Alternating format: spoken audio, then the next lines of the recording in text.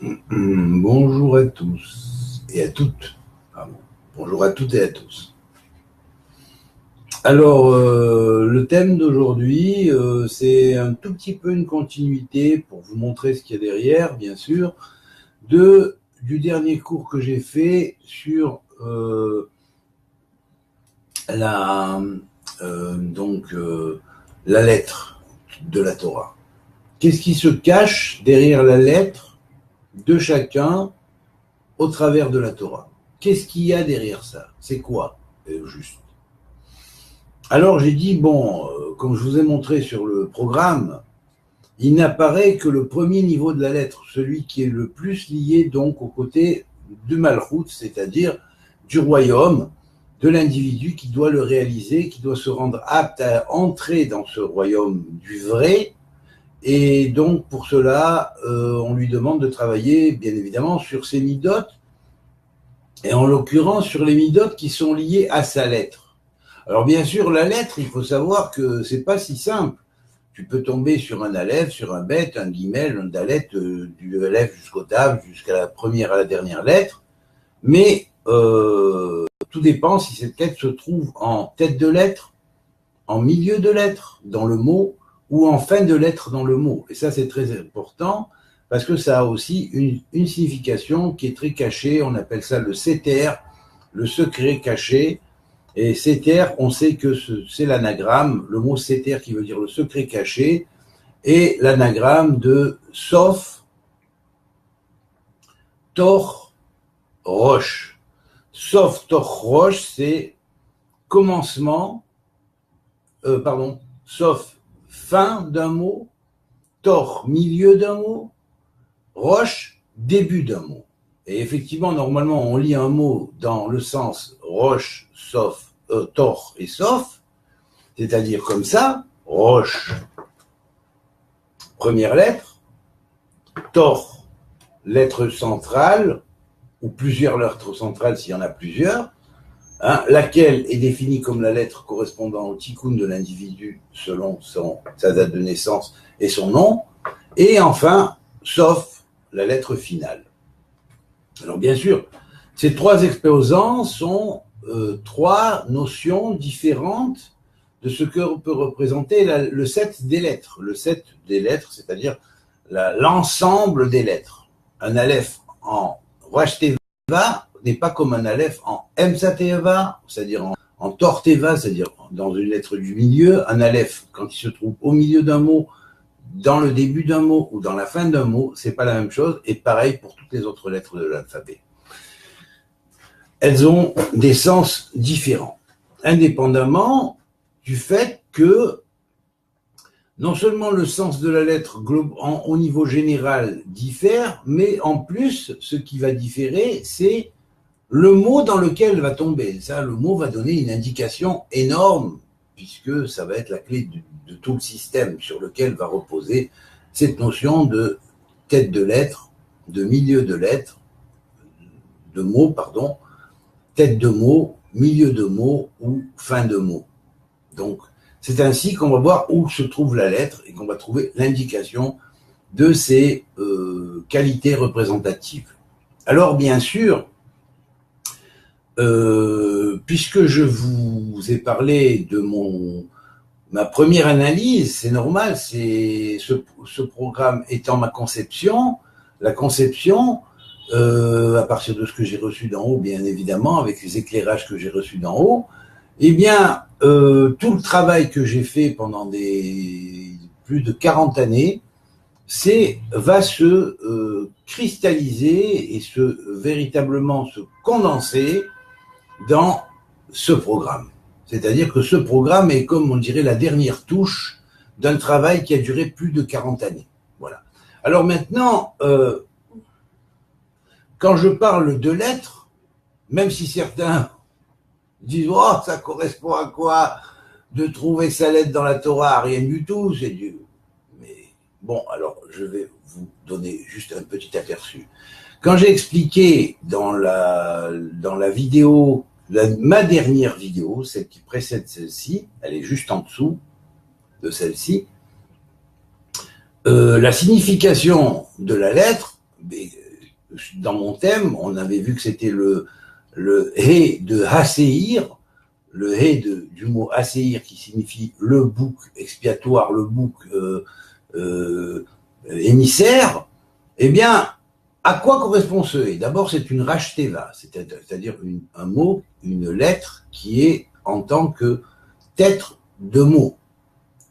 Bon, donc, voici comme tête de mot, dans la notion de l'éclosion du Malchut, on appelle ça la Tzmiha, c'est-à-dire quand l'âme se réveille, qu'elle se dévoile, en premier lieu, le programme d'évolution de l'individu, c'est cette lettre-là qui germe en premier. D'abord, la rose, si on pourrait dire, de l'âme s'ouvre à un premier degré et il apparaît cette chose-là pour le He. Voilà. Alors, je vous le rapproche un petit peu pour que vous puissiez voir. Vous voyez des caractères différents de lettres. Je vous ai dit que c'était spécialiste de beaucoup d'alphabets. Et tout ça, c'est une tradition universelle, mais qui est fondamentalement encodée dans la Torah. Alors, bien évidemment, les attributs sur lesquels on parle ici, c'est, bon, au niveau du haut, c'est l'attribut de Hadour. Hadour, ça veut dire grand, élevé,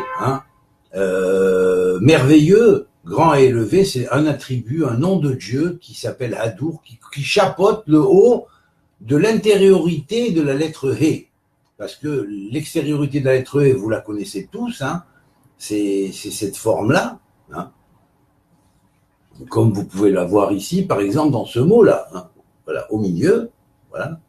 Ça, c'est, l'extériorité de la lettre E ici, voilà, vous l'avez là. Mais quand on parle de l'intériorité de la lettre E, alors, voici, selon la Kabbalah de Rabbi Shimon Bar Yochai, bien comprise et bien expliquée, la lettre qui éclot. Alors, cette lettre-là, évidemment, elle a l'attribut de Hadour qui est au-dessus de l'attribut de Zachar, de Zakai et de Homed, qui veulent dire Zakai, méritant, conquérant quelque part, et Homed, bon, gentil, sympathique. C'est-à-dire que le visage divin, c'est un visage sympathique. Zoché, qui est méritant. Et Tehiru. Tehiru qui veut dire le principe qui purifie tout, de purification. Alors, bien sûr, ce He, il va reposer essentiellement sur le travail sur ces attributs-là. Un travail de recherche dans la chaîne des générations et au-delà de la chaîne des générations même, dans lequel l'attribut de Hadour jaillit de Keter, et on dit que de ce Keter, il jaillit dans la Nekeva du Harichanpin, du Nukba de Harichanpin, c'est-à-dire il sort du Keter de la femelle du long visage, et puis les attributs de Zakai et de Homed vont émaner, eux, de la Chochma et de la Bina de l'ancienne, on dirait la femelle du long visage, qui toujours symbolise aussi les sphirotes qui sont liées à Keter. Puis, l'attribut de Zoché, qui veut dire méritant, méritant, et donc Dieu a le mérite de faire ployer tous les mondes devant lui, et dans le bien, de les diriger dans le bien, et au fur et à mesure, même les créatures les plus rebelles se repentent et, grâce à sa purification, vont hériter de ce qu'on appellerait la transformation et le retour à l'origine. Alors bien sûr, cela c'est pour l'attribut de Zoché, qui veut dire qui fait méritant et qui fait mériter, qui donne du mérite à ses créatures en parallèle, c'est l'attribut de Tiferet de Nukba, c'est-à-dire de la femelle de Nukba de l'Arir, c'est-à-dire du Malchut de la femelle de la Rih. Tiferet de Malchut de la femelle de la Rih Anpin qui construit cet attribut de Zoché. C'est elle qui donne la force à cet attribut de Zoché de se maintenir et de passer chez la créature qui la reçoit, dont l'âme est en éclosion de l'image divine qui va commencer à éclore dans l'individu et qui va commencer à travailler pour imiter son créateur et donc en prenant l'exemple de son créateur, en allant dans sa voix. Aujourd'hui, si vous écoutez sa voix, ça peut commencer. Et ensuite, l'attribut de Yesod, de cette femelle de l'ancien, de la Rih, du Harir, c'est-à-dire du long visage, hein, et donc c'est elle qui va donner la force pour faire purifier la créature, et que la créature, si elle a fait des fautes, elle pourra revenir, car à l'origine essentielle de toute création, étant donné que tout était en Dieu, tout était pur et parfait, donc tout doit retourner à la pureté et à la perfection. Voilà. Alors là, j'ai mis des alphabets différents ici, qui correspondent exactement au thème, mais ça, c'est encore d'autres mondes. Je ne vais pas m'étendre là-dessus pour le moment.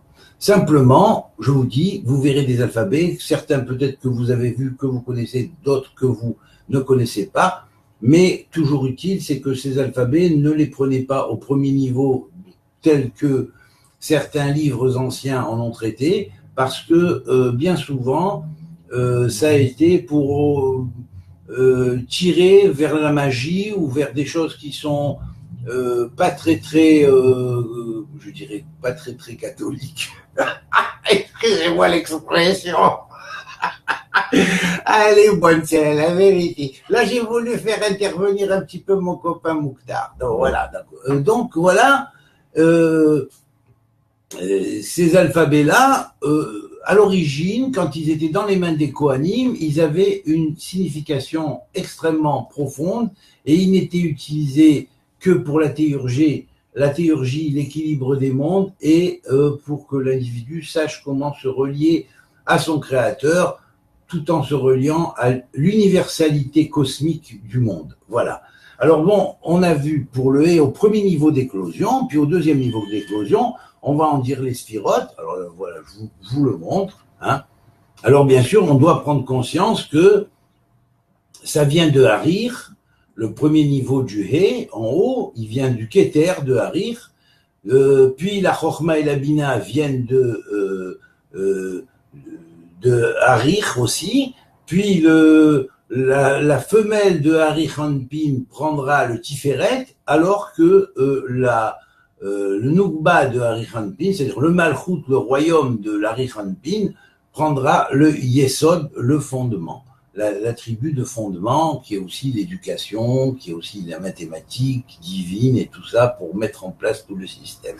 Voilà. Et donc là, vous avez vu l'échafaudage des sphirotes, vous avez ici deux autres alphabets en dessous qui correspondent exactement à ces sphirotes-là. Voilà.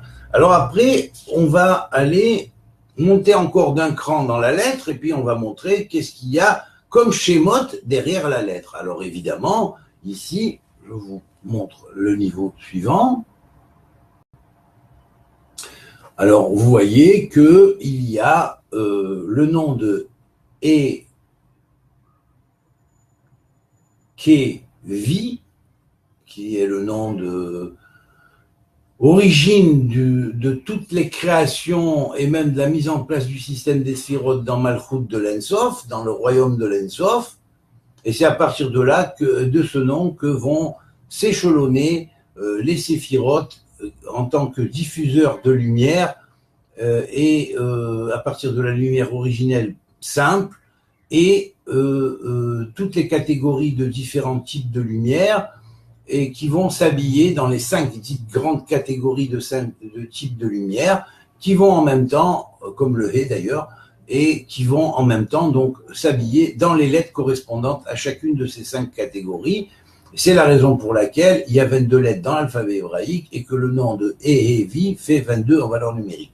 Donc c'est lui qui se trouve placé au niveau de Keter ou d'Harir, et donc c'est ce nom-là, mais dans sa permutation non pas Aleph, He, Vav, Yud, qui est la première des permutations, mais dans la permutation qui est Aleph, Yud, Vav, He, qui est donc la 5e permutation de ce nom. Voilà, qui a 24 permutations. Voilà. Donc, faut savoir qu'est-ce qu'il y a dans cette zone-là. Le He symbolise en global le bélier ou l'agneau, hein, le mythe de l'agneau, la symbolique de l'agneau, mais en même temps, le He va ici être lié à la 5e maison ou tribunal céleste, parmi les tribunaux célestes, et il va être précisément lié à la 5e permutation du nom de Evi dans son Keter. Maintenant, en dessous, vous avez d'autres noms. Ouais, par exemple, le nom ici de Eke, vous l'avez sous 2 formes de permutation. Voilà, de Eke qui est « je suis celui qui suis ». Et puis, vous avez ensuite le nom de Havaïe, qui est l'éternel, ici, sous une autre permutation, et tout est codé, hein, c'est parfait. Hein. Et vous avez le nom de Adnout, c'est-à-dire de Adonai, qui est mon Seigneur, qui est en bas, sous la permutation correspondante à cette lettre-là. Donc, puis, on va aller encore un petit peu plus loin, hein, et puis on va analyser le He sous un autre niveau. Alors voilà, vous avez là ici d'autres noms, d'autres alphabets, hein. Voilà. Et là, vous avez à la fois l'alphabet du bélier, l'alphabet du taureau, hein, puisque dans l'origine, ce sont les 2 signes clés de commencement et de la fin des choses. Hein. À l'ère du taureau, l'ère a commencé le signe du bélier comme premier des signes, et c'est à partir de lui qu'on détermine les mois et les années, mais il faut savoir que le point de commencement de chaque équinoxe, chaque année, qui est le point bélier, va changer et faire un tour en 26 000 ans de toute la sphère cosmique, donc il faut savoir qu'un point bouge dans l'autre. Mais à l'origine de l'humanité adamique, le point bélier se trouvait dans la constellation du taureau, le signe du bélier qui commence l'année, se trouvait dans la constellation du taureau, et au même degré qu'il y a eu plus tard la résurrection de l'État d'Israël. Voilà. Alors, voilà. Donc vous avez ces 2 alphabets, puis après, vous avez ici encore d'autres noms, parmi les noms très sacrés, qu'on dit, parmi les noms très très sacrés, hein, qui sont dits les noms essentiels, et dans ces noms essentiels sont marqués en hébreu, et puis dans d'autres alphabets aussi, qui sont en rapport avec le sens de la lettre, et la diffusion des flux dans les mondes, voilà, que cette lettre représente. Voilà, là vous avez encore un autre niveau, avec d'autres configurations, d'autres noms et d'autres alphabets. Vous voyez ? Puis après, quand on passe encore à un autre cran, on voit qu'il y a encore d'autres figures et d'autres alphabets. Vous voyez ? Et puis après, on monte encore un peu, ou on descend, pardon, dans la matière, mais pour mieux la contrôler. Donc, il faut monter plus haut pour mieux la contrôler, la matière. Et puis, on arrive à ce schéma-là d'éclosion. Et puis, on pousse l'éclosion un peu plus, et puis on arrive à ce schéma-là dans l'éclosion. Vous voyez ? Ça veut dire que ça devient acquis, même à des niveaux plus bas, et plus profonds. Puis après, on continue le travail sur soi, et puis on travaille là-dessus. Vous voyez ? Et croyez-moi, rien qu'une page, hein, vous en avez pour un temps, hein, à travailler là-dessus. Voilà. Et puis après, vous continuez votre travail, et puis vous arrivez là-dessus. Vous voyez ? C'est peut-être pour ça que dans la yeshiva principale de Jérusalem Kotel Maharavi, la yeshiva de Bethel, le Rav m'avait surnommé Otiot. Otiot, ça veut dire les lettres. Lettres. Il m'a appelé la lettre. Voilà. Vous voyez ?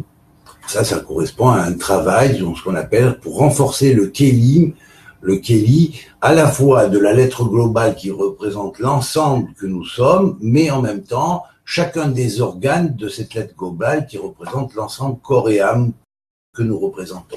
Voilà. À la fois au niveau des organes matériels et au niveau des organes spirituels. Puis après, on continue à travailler, puis on va arriver aux permutations du nom de Eliaou. voyez, dans différents types de permutations. Il serait temps qu'il se réveille. Hein. Et puis, bien sûr, des alphabets correspondants en fonction de la dimension de la lettre. Croyez-moi, tout est compté, pesé, mesuré. C'est une œuvre globale qui m'a pris plus de 40 années à travailler. Et croyez-moi, je vais vous dire, si j'avais pas eu les instruments que j'ai eu en main, il m'en aurait fallu 80. Voilà. Et pas 80, et pas tout seul, en plus. Voilà. Voilà. Et puis après, quand on arrive à travailler vraiment le Malchut pour acquérir et aboutir au Malchut de Ensof, on a ça. Et après, bon, donc on a le contrôle de l'espace-temps avec cette structure-là. Ça veut dire qu'il y a un grand travail à faire pour chacun. Et puis là, bien sûr, vous avez cette structure. Et puis, bien évidemment, n'oublions pas le proto-sinaïtique, hein, et le runique, hein, avec leur symbolique de la lettre en correspondance. Voilà. Voilà. Voilà. Voilà. Et puis après, au sommet, bien sûr, alors là, c'est comme ça que ça se passe. Vous voyez, avec des psukim correspondant exactement au point de correspondance de la lettre en tant que Rashteva, et bien évidemment le dos de cette même page plastifiée, hein, avec les grands noms fondamentaux pour travailler sur ce système-là. Et évidemment, ça c'est au niveau des énergies correspondant à toutes les sphères dites Zachar, masculines, dans l'individu, en l'occurrence si c'est moi en tant qu'être humain, j'ai un moi qui est masculin et j'ai une anima, c'est-à-dire une âme qui elle représente la partie féminine, si on pourrait dire, une partie de l'âme qui représente la partie émotive de l'individu, et c'est pareil pour tout le monde, et pour une femme c'est pareil, et la partie intellectuelle représentera le Zachar, son côté Zachar, alors que sa partie émotionnelle correspondra à son côté Nekeva. Voilà. Nekeva, c'est-à-dire féminin. Voilà. Donc, quand on parle d'hommes et de femmes, c'est pas hommes et femmes au sens du genre pris au pied de la lettre et au niveau le plus, j'ose pas dire ras des pâquerettes, mais enfin bon, oui, un petit peu ras des pâquerettes, hein. Quand on parle de l'homme et de la femme dans la Torah, quand on parle d'Adam et Chava, il faut savoir que dans Adam, il y a du Chava, dans Chava, il y a de l'Adam, et pour toutes les chaînes des générations qui vont suivre de l'humanité adamique, ça va être pareil. Dans le Zachar, il y a du Nekeva, dans le Nekeva, il y a du Zachar, et ça n'a rien à voir avec la théorie du genre. Hein. Je précise parce que il y en a qui sont tellement malveillants qu'ils pourraient aller récupérer ça et dire « Oh, voyez les Juifs, qu'est-ce qu'ils font ? Ils sont à l'origine de... » On est obligé de préciser, qu'est-ce que vous voulez, on est dans un monde de mensonges et où les choses sont galvaudées et tournées à l'envers de leur signification originelle, qu'on est obligé de remettre les points sur les i. Alors voilà. Et puis là, donc, ça c'est l'autre côté. Donc, je vous ai montré le côté Zachar, c'est-à-dire qui est valable pour toutes les sphirotes qui sont dans l'arbre séphirotique, qui est le mien, par exemple, dans la sphère de Keter, de Chochma, de Chesed, de Tiferet et de Netzach et de Yesod. Donc c'est dans ces 5 sphères, ça va correspondre à des sphères masculines. Les sphères féminines vont être Bina, Gvura, Od et Malchut, Yesod et Malchut. Voilà. Donc on a ici, pour les sphères masculines dans l'arbre des sphirotes,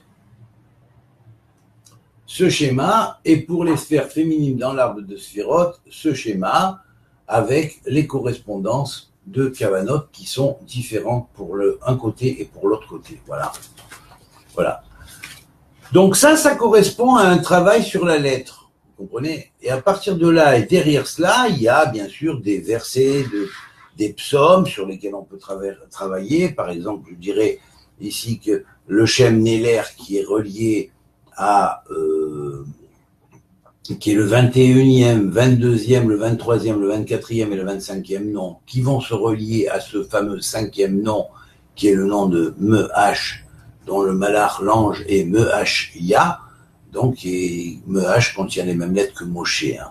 Je précise, hein, pour ceux qui ne savent pas ou qui connaissent pas la chose, et que en même temps, c'est le secret de ce qu'on appelle Paro d'Ikdusha, le pharaon de sainteté, parce que tout simplement, ce Shem-là, parmi les différents Shemotes du Shem Hamephorach, était celui qui gérait précisément l'Égypte.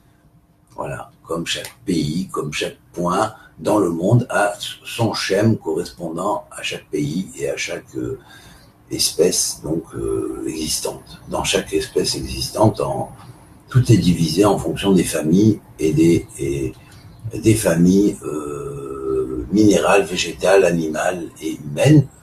Et donc voilà, pour ce Shem-là, j'ai expliqué. Donc voilà. Alors le verset, c'est par exemple Va'ani Alecha Batarti Adonai, et toi, en toi, Éternel, j'ai eu confiance et j'ai eu l'assurance. Amarti, je me suis dit Elohai Ata, je me suis dit tu es mon Dieu, tu es mon Dieu. Adonai Shomrecha, Adonai Tzilcha Aliademinecha. L'Éternel est mon Seigneur, il est celui qui me protège par la puissance de sa droite. Alors bien sûr, Adonai Shomrecha, ça va aussi avec le passouk Inelo Yanum Velo Ishan Shomer Israël, où mon nom ressort aussi en racheté vote dans ce fameux passouk. Donc c'est quand même pas non plus pour rien, ça veut dire que quelque part, il y a un lien entre ça, le bouc émissaire, le fait de passer des nuits blanches pour travailler pour Hachem et pour faire exactement ce que demande Hachem comme recherche et travailler et passer des jours et des nuits sans arrêt, sans abandonner pendant des années, malgré tous ceux qui sont contre et qui s'opposent et qui machin, il faut le faire quand même, hein. C'est pas facile, voilà. Donc je précise, hein. Puis en plus, donc, Adonai Ishmor Tsaotecha Uvoecha Me'ata V'Adolam, l'Éternel surveille et garde toutes tes entrées et toutes tes sorties, toutes tes sorties et toutes tes entrées, mais Ata, de maintenant jusqu'à dans l'éternité. Yeraou Ma'adonai Kol Haaretz, que se craigne l'Éternel, la totalité de toute la terre, Mimenu, Yaguru, et quand lui, il se réfugie et qu'il réside, et non pas dans certains gourous, hein, Mimenu, Yaguru, dans lui, ils le prennent comme le gourou suprême, le vrai meneur qui mène toutes les brebis à leur bercail. Ok? Alors voilà, Kol Yishrelev, Yishretevel, Yoshvetevel, pardon. Tous ceux qui séjournent sur la terre de Tevel. Tevel, c'est notre terre. Odé Adonai Bechol Libi, je gratifie l'Éternel de tout mon cœur, Asapera Kol Nifleotecha, et je réciterai, raconterai toutes ces merveilles. Et ces merveilles, je suis en train de vous les raconter parce que je commence seulement à vous les raconter parce que maintenant que le programme est fini, c'est véritablement maintenant que ça commence. Voilà. Alors, voilà. Donc là, on a les passouks. Bien sûr, faut savoir que ce qui est déterminé par rapport à la lettre de naissance, ça donne tout votre programme de méditation et de fusion, de connexion avec l'Éternel, tout en étant connecté avec le monde, hein, bien évidemment, au contraire, et plus encore même, puisque c'est là qu'on va vraiment se soucier des créatures, de tous les êtres humains. Et c'est comme ça qu'on va s'unir. Grâce à ça, parce que notre armée d'en bas, chaque membre deviendra un membre correspondant à l'armée d'en haut. Vous comprenez? C'est ça qui est extraordinaire. Alors, bien sûr, étant donné qu'il y a 3 méthodes, on dit Sefer, Dieu a créé le monde par Sefer, Sfar et Sipour. Sefer, c'est le livre. Sfar, c'est le nombre. Sipour, c'est le compte. Alors, c'est quoi le livre? Le livre, c'est ça, c'est votre lettre dans la Torah. Alors vous avez déjà là votre premier base du tikkun. Trouvez votre lettre dans la Torah, trouvez comment elle s'échafaude, comment est sa structure d'échafaudage à partir du mot dans lequel elle se trouve d'abord, puisque vous devez le lier automatiquement, et en plus en regardant bien ce qui est dans les différents niveaux au fur et à mesure et en travaillant ces niveaux spirituellement de façon à progressivement les réaliser et les intégrer, à y méditer dessus pour vous associer, pour vous relier à votre monde spirituel et ouvrir vos potentialités. Et puis après cela, donc quand vous commencerez à travailler, vous travaillerez le Sfar. Là, ce Sfar, c'est un monde en soi, c'est le monde du nombre. Alors dans le monde du nombre, c'est vrai que à partir d'un nombre bien décodé, pas seulement en rentrant votre valeur numérique en nombre et qu'on appelle éducateur fondamental, le nombre de Akrachi, c'est celui-là qu'on utilise pour trouver la lettre. Alors bien sûr, après, on peut prendre le nom, le même nom, le travailler dans tel ou tel système numérique et voir quelle est la potentialité à tel niveau, à tel niveau, ou à tel niveau, à tel niveau. Et on peut voir aussi les valeurs cristallines qui existent dans chaque lettre, puisque chaque lettre étant une véritable structure géométrique qu'on pourrait appeler un espèce de diamant spirituel ou une pierre précieuse, elle a des facettes, et dans ces facettes-là, les facettes cristallines illuminent des lumières, et chacun, selon son nom, a des lumières qui émanent en fonction des facettes cristallines correspondantes à ces lettres, et en particulier à la lettre de base, qui est sa base totale dans la Torah. Alors bien sûr, après, ensuite, on a le niveau Sfar. Sfar, c'est-à-dire quel est le compte de l'individu. C'est-à-dire le compte, c'est-à-dire qu'une fois qu'on a fait une analyse, qu'on comprend le destin de l'individu commence à comprendre mieux son destin, comment il fonctionne. Alors il va établir à partir de là ses paramètres et il va savoir comment gérer son destin, à partir de quoi? Grâce aux psaumes qui lui correspondent, puisque chacun de nous a 13 antennes à son âme de base, et dans ces 13 antennes, quand les 13 antennes s'ouvrent, c'est 13 psaumes, et qui correspondent précisément aussi, et qui sont décodés en fonction de différents systèmes de valeurs numériques. Vous comprenez? Une fois que tout le code de l'individu a été mis en place, il a tout pour son travail spirituel personnel. Mais c'est pas que personnel, parce que chaque chose est reliée à la totalité du klal, vous comprenez? Et puis il peut étudier tout, mais le voit au travers de sa propre personnalité. Voilà, c'est ça. Donc c'est ça, je voulais en parler. Je voulais dire que de nouvelles énergies sont en train de se mettre en place dans le monde. Ces nouvelles énergies, elles appartiennent au monde nouveau, au monde à naître. Alors, comme elles appartiennent au monde à naître, ce qui correspond au monde de mort ne peut pas passer. Il est bloqué. Alors, je veux dire, il y a une chose. Il faut bien comprendre, et mettez-vous-le bien dans la tête. Quand un enfant naît, si on est un peu trop, en dehors, et on ne sait pas, bien sûr, prenez un enfant, mettez-le dans là où sa mère accouche, et puis au moment où il va voir qu'on va couper le cordon ombilical à son petit frère, il va dire « Oui, mais qu'est-ce que c'est? Pourquoi vous allez faire du mal à mon petit frère? Vous voulez couper le cordon ombilical à mon petit frère, mais il va mourir. » Non, c'est si on ne lui coupe pas le cordon ombilical qu'il va mourir. Il est déjà mort puisqu'on est dans un monde de mort. La Toumatmet sévit dans ce monde, donc on est déjà mort quelque part. Dès qu'on est, on est déjà mort. Mais comme on doit aller vers le monde où on doit renaître dans le monde de la vie réelle, qui se trouve lui derrière la barrière de la mort, alors si on ne veut pas apprendre et changer pour comprendre et être intégré dans ce monde-là, qui est le monde de vérité, eh bien, on est mort d'avance. C'est simple, on ne passe pas.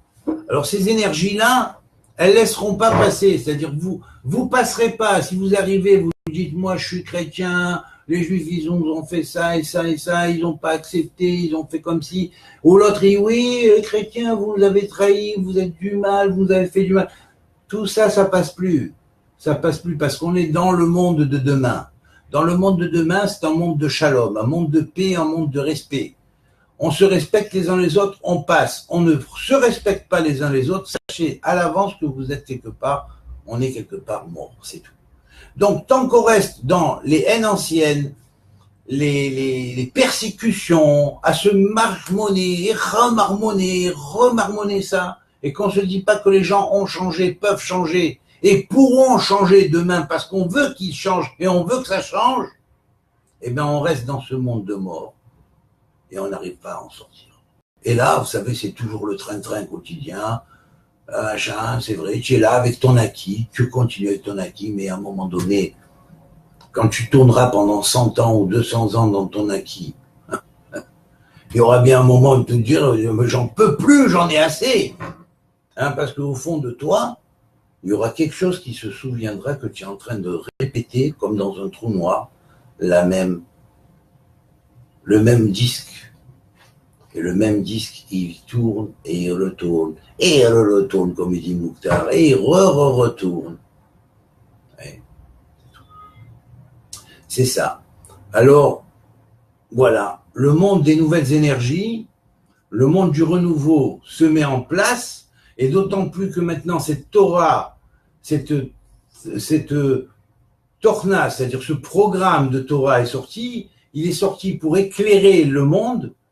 Alors, vous savez, la lumière, elle va commencer à se faire, et ça, je veux dire, bon, si on veut continuer à poursuivre, non, c'est comme ci, c'est comme ça, et puis ça se coûte tant, et puis ça, pour se convertir, il faut comme ci, il faut comme ça, et en faire baver des vertes et des PMU aux gens, alors que normalement, selon la Torah, c'est acquis. Quiconque se rapproche du peuple d'Israël est considéré comme membre du peuple d'Israël, qui dit d'aimer le guerre comme les propres gens faisant proche de ta famille, alors bien sûr, voilà, c'est tout, c'est comme ça. On l'accepte pas. Voilà.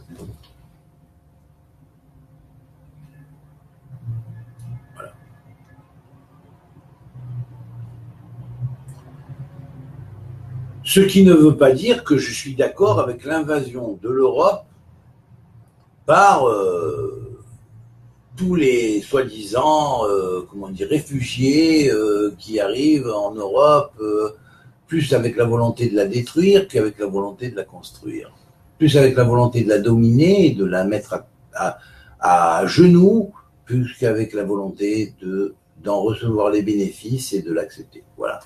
Je suis pas contre, mais il faut prouver. Quand on est quelqu'un qu'on vient et qu'on est poursuivi, que vraiment, il faut le prouver. Quand on le prouve, il n'y a pas de problème. Quand on le prouve par la manière dont on se comporte, il n'y a pas de problème. Mais si on fait une voix à double langage ou quoi, bon, c'est dehors et puis voilà, c'est tout. Chacun a le droit de vivre, d'abord en premier. Voilà, alors j'attends vos réactions. J'espère que vous ferez passer. Et puis, je souhaite qu'un jour, vous serez tenté de faire un approfondissement sur votre propre lettre. Mais le fait de la connaître, vous savez, c'est que le commencement. Voilà. Mais c'est un bon commencement, déjà. Allez, Kol Touv, amitié à tous, que Dieu vous bénisse et merci beaucoup de m'avoir écouté.